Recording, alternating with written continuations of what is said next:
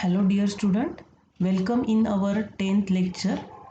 Student, in the previous lecture we have seen the limit test for lead, then limit test for the potassium and limit test for the sulfate. This test we have seen in the previous lecture. Now in this today's lecture we are going to discuss the remaining limit test.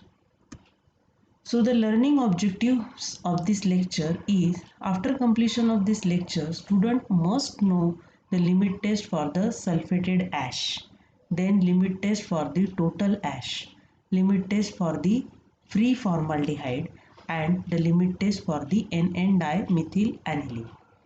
Okay, so these are the references I have used for this lecture. So we start with the first limit test of the sulfated ash. Sulfated ash, it is obtained by heating the silica or the platinum crucible to redness for 10 minutes.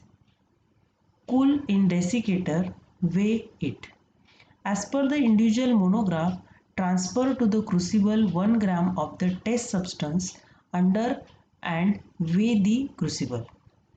Ignite that crucible to charring. Charring means that material catch fire. Up to that point we heat the compound. Okay, that is called to charring. Cool, moisten with the residue. Moisten the residue with the 1 ml H2SO4. Again heat it. White fumes no longer to evolve and ignite at 800 degrees Celsius. Then black precipitate disappeared. Ignition without air currents. Again add a drop of H2SO4 and heat it. Repeat the operation until two successive weighing things do not differ by more than 0.5 gram. Okay, so we repeat the procedure. So here the limit test of the sulfated ash is given. Ignite a suitable crucible at 600 degrees Celsius for 30 minutes. Okay, allow to cool in the desiccator over silica gel and weigh on analytical balance. Place in the crucible and weigh it. Moisten with 1 ml of H2SO4. Means what? In that crucible we place our sample, moisten with H2SO4 and heat gently at low temperature until the sample is charred. Means catch fire. Okay, cool and moisten with the H2SO4. Heat gently until white fumes are no longer to evolve. Ignite at 600 degrees Celsius until the residue is completely incinerated. Okay, ensure that the flames are not produced at any time during the procedure. Allow the crucible to cool over a silica gel. Weigh it again.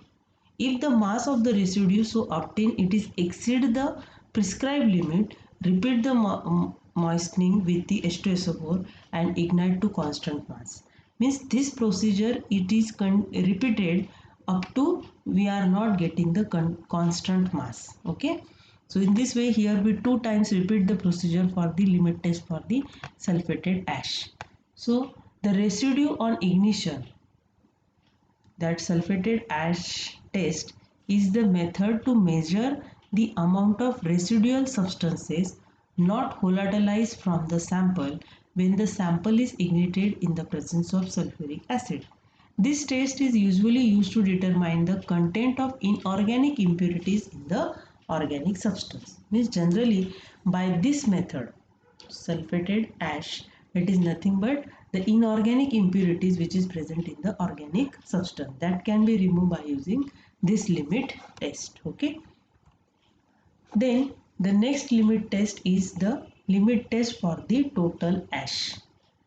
This limit test it is performed by two methods. The method A for crude vegetable drugs and method B it is for the other substances. Okay, so in the first method 2 to 3 gram of air dried drug in crucible and incinerated at 2450 degrees Celsius until free from the carbon, cool and weigh it.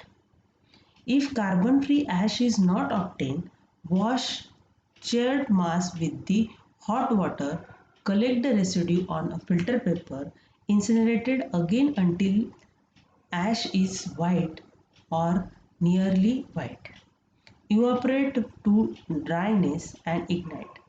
Calculate the percentage of ash on the dried drug basis. Okay, so this procedure is for the method A. In the method B, it is applicable to for all other substances.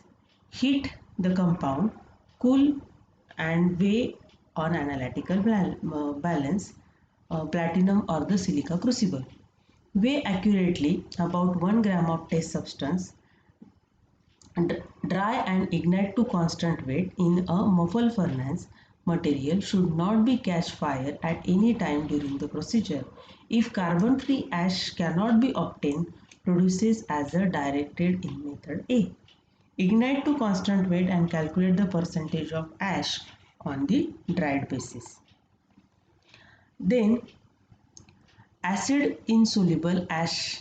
Then we use the method C unless otherwise it is directed. In the method C, boil ash which is obtained from method A and B with 25 ml 2 molar HCl. Collect the insoluble matter in a Gooch crucible or on the ashless filter paper.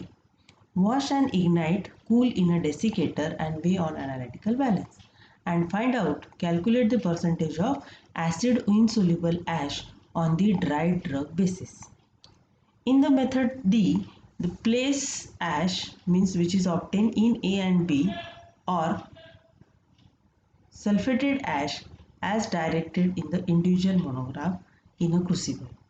In that we add 15 ml water, 10 ml HCl, cover and boil and cool. Collect the insoluble matter on the ashless filter paper, wash to neutral, ignite to dull to redness, cool in the desiccator and weigh it.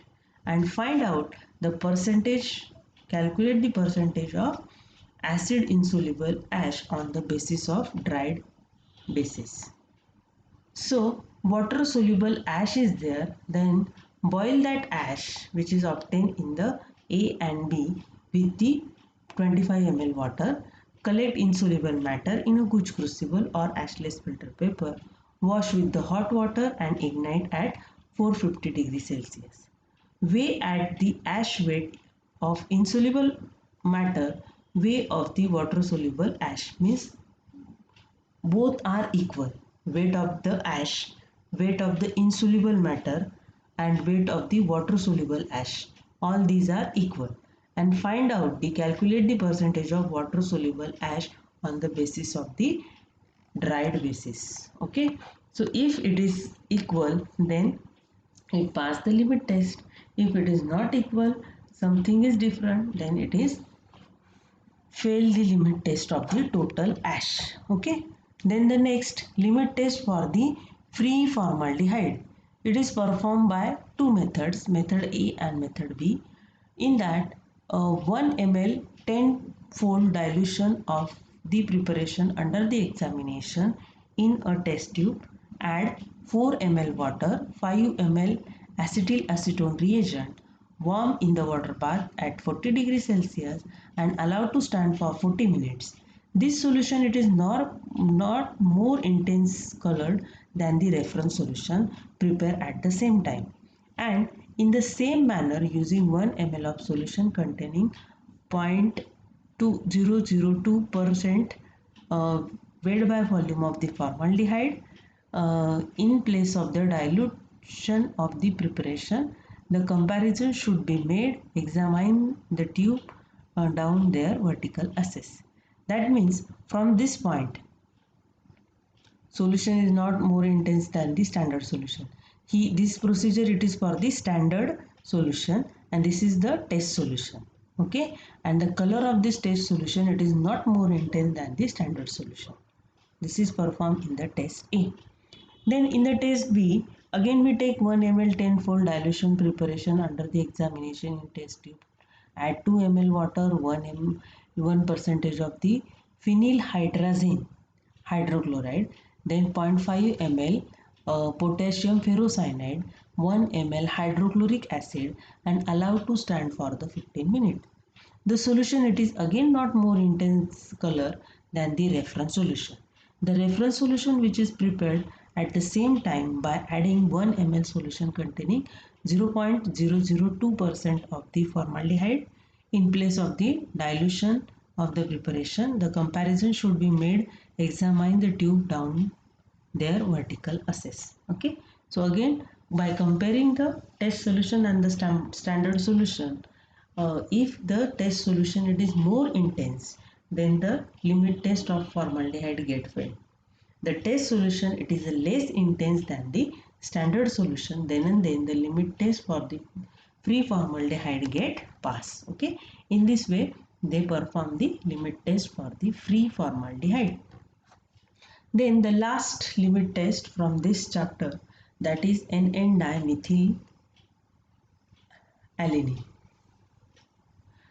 Determination by the gas chromatography. This limit test it is generally determined by using the gas chromatography.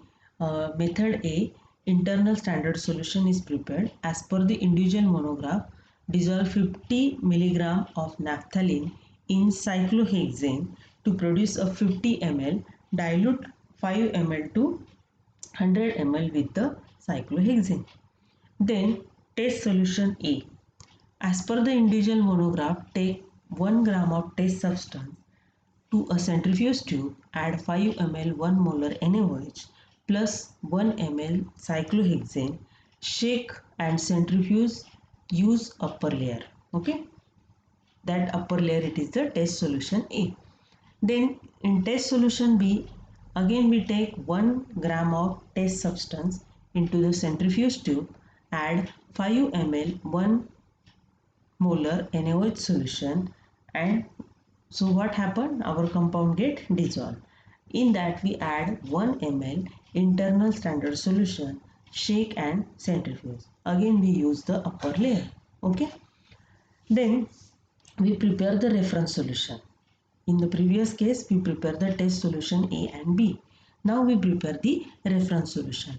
Take 50 milligrams of NN-dimethyl aniline, add 2 ml HCl and 20 ml water. Dissolve it, dilute up to 50 ml with water. Take 5 ml, again it is diluted to 250 ml with water. Okay, 1 ml solution, we take out the 1 ml solution into the stoppered centrifuge tube, add 5 ml NaOH, 1 ml internal standard solution. Stopper the tube and shake and centrifuge if necessary. Again use the upper layer. In this way we prepare the reference solution. A chromatographic system. A glass column 2 meter to 2 mm in diameter, packed with the salinized support with the 3% of the polymethyl phenyl siloxane. Temperature of that column is 120. Inlet port and detector 150 degree. Flow rate 30 ml per minute of the nitrogen, that is the carrier gas. Injected 1 microliter of each of the solution. Then in method B, the internal standard solution dissolve 75 mg of this NN-dimethyl aniline. Test solution A and B as per the method A. Reference solution, dilute it is 2 ml to 100 ml with water. Chromatographic system, a glass column 1.5 meter to 4 mm packed with the 3%. Then acid wash salinized diatomaceous earth. Flow rate 30 ml per minute of the nitrogen. Procedure, record the chromatogram. When all the solutions are flow in that column, then record that chromatogram and measure the areas of the major peak. In the chromatogram obtained, the test solution B, the ratio of the area of any peak due to N,N-dimethyl aniline to the area of the peak due to the internal standard is not greater than the corresponding ratio in the chromatogram obtained with the internal standard solution. Method is given as per the method A of the Indian Pharmacopoeia. Test solution again it is from the Indian Pharmacopoeia test solution B. Okay, means all this procedure it is from the Indian Pharmacopoeia. So by this chromatographic method we can easily find out the limit test for the N,N-dimethyl aniline. Okay, so with this we complete the limit test for this chapter. In the next lecture we will discuss the assay of the different compounds. Okay, thank you.